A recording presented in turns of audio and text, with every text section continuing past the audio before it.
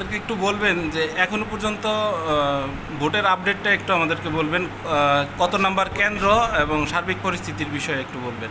ধন্যবাদ আপনাদেরকে। আমাদের এই কেন্দ্রের নাম হচ্ছে আকরাম উচ্চ বিদ্যালয়, কেন্দ্র নাম্বার 165। ভোটার সংখ্যা 2582। পুরুষ ভোটার এখানে, পুরুষ ভোটার কেন্দ্র।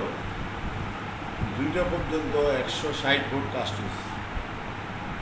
তো শতকরা হিসাবে 6% ভোট কাস্ট হয়েছে 2টা পর্যন্ত। 4টা পর্যন্ত বাকি হিসাব বলতে পারবো না। তো আসলে পরিস্থিতি, কেন্দ্রের পরিস্থিতি অত্যন্ত শান্তিপূর্ণ, কোনো ঝামেলা নাই। কেউ আমাদেরকে প্রভাবিত করছে না বা আমরাও প্রভাবিত হচ্ছি না। ভোটার উপস্থিতি অত্যন্ত কম। আমরা আসলে আশাবাদী ছিলাম যে ভোটার উপস্থিতি বাড়বে, ভোটার উপস্থিতি কমপক্ষে 40% হবে, কিন্তু আসলে এটা একেবারে অনাকাঙ্ক্ষিত। ভোটার উপস্থিতি খুবই কম। এটা এই ধরনের নির্বাচন আসলে আমরা আশা করি নাই। তো আমাদের নির্বাচন কমিশনার বলছেন এই সময় মানুষের ধান কাটা থাকে মাঠে, এই জন্য উপস্থিতি কম হয়। তো যাক, ওনারাই ভালো বুঝেন মানুষকে। মানে বাস্তবিক ক্ষেত্রে আসলে কি বুঝছেন যে আসলে কি ধান কাটার জন্য মানুষ আসতে পারে নাই, এরকম কিছু? আসলে বিষয়টা হচ্ছে ধান কাটা এখন শেষ, এখন ধান কাটা নেই। হ্যাঁ, যে ভোট দেওয়ার সে ভোট তো দিবি। আমি আশা করি বাংলাদেশের নাগরিক হিসাবে কমপক্ষে আওয়ামী লীগের 35 থেকে 40% ভোটার আছে। তারাও যদি ভোট কেন্দ্রে এসে ভোট দেয় তাহলে এত কম 6% ভোট কালেকশন হয় না, অনেক ভোট কালেকশন হয়ে যায়। দেখা গেছে এই এলাকায় আমরা হিসাব করছি একটু আগে, আমার হিসাব করছি আমার কর্মকর্তাদের নিয়ে, যে এই এলাকায় 213 জন আছে আওয়ামী লীগের নেতা, শুধু নেতাই আছে 213 জন, অথচ আমার ভোট পড়ছে 160। তাহলে নেতারা কেন ভোট দিল? তার মানে যারা পদ পদবিতে আছে তারাও ভোট দিতে আসতেছে না। পদ পদবিতে আছে 213 জন, তারাই আসে না ভোট কেন্দ্রে, ভোট দিতে আসে না। এটা অত্যন্ত দুঃখজনক, আমাদের দেশের জন্য দুঃখজনক, জাতির জন্য দুঃখজনক। এগুলো আসলে আমরা কামনা করি না। হ্যাঁ, আমরা মনে করি দেশ এগিয়ে যাচ্ছে, দেশের উন্নয়ন হচ্ছে, ডেভেলপ হচ্ছে, মানুষ ভোট কেন্দ্রমুখী।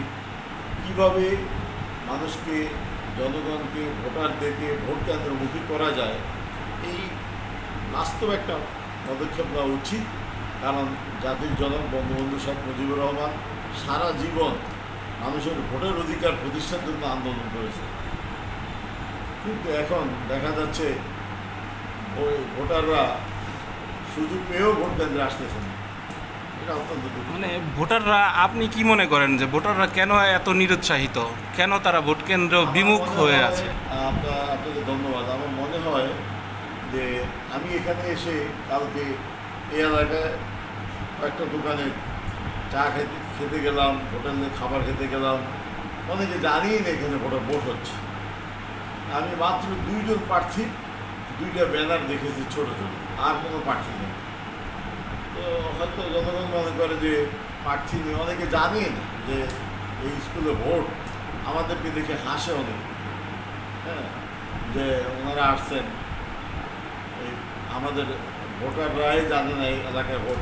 আসলে প্রচারণা কম, প্রচারণা কম, প্রার্থী কম, এই জন্য মানুষের হয়তো চিন্তা চেতনায় আসছে, গুরুত্ব পায়নি, জনগণের কাছে এই নির্বাচনটা গুরুত্ব পায়নি, গ্রহণযোগ্য হয়নি, গ্রহণযোগ্য হয়নি।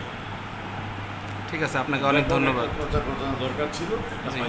জি, আপনাকে অনেক ধন্যবাদ। আরেকটি শেষ প্রশ্ন, সেটা হচ্ছে এই যে সকাল থেকে আপনারা ভোট গ্রহণ করছেন, এর মধ্যে কোনো ইনফ্লুয়েন্স বা কোনো হুমকি ধামকি কোনো কিছু দেখেছেন কিনা, বা জোরপূর্বক কেউ ভোট দিতে আসতেছে বা কোনো বাধাবিঘ্ন?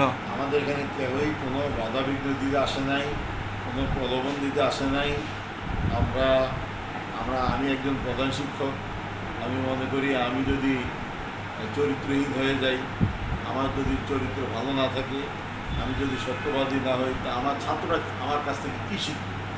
অতএব আমরা এবং সরকার আমাদের উপর, নির্বাচনী কর্মকর্তারা, আমাদের রিটার্নিং অফিসার, আমাদের সহকারী রিটার্নিং অফিসাররা আমাদেরকে এই ধরনের দিক নির্দেশনা দেয় নেই যে কারো প্রভাবান্বিত হবে।